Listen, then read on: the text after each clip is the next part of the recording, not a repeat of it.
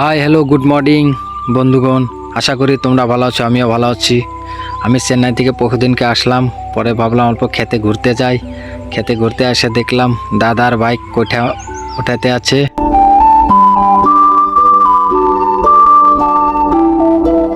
এটা হচ্ছে আমাদের মাটি, পুরাপুরি এটা আমাদের মাটি। এখানে বোরো ধান লাগাবো। আচ্ছা বন্ধুগণ, তোমাদের একটা কথা বলি, অন্য অন্য জায়গায় কি বলে জানি না বোরো ধানকে, কিন্তু আমাদের এখানে বোরো ধানই বলে। তোমরা কমেন্ট বক্সে জানাবে কি বলে। শালি ধানটা ওটা বেলেগ, এটা ঠান্ডা সিজনে খেতি করে।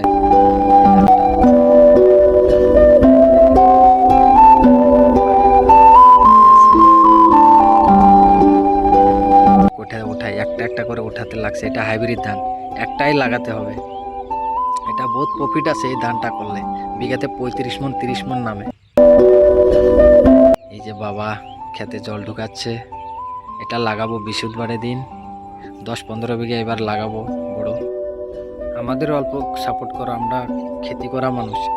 আমি অনেক কিছু দেখাবো। আজকে তো শুরু করলাম, লাগানোর থেকে কাটানো অবধি তোমাদের দেখাবো ধান কেমনে করে। এই ধানটা খেতি করে 3-4 মাসে এটা খেতি হয়। অনেক ভালো ধান, এটা প্রফিট অনেক আছে এই ধানটাতে। Please like comment share.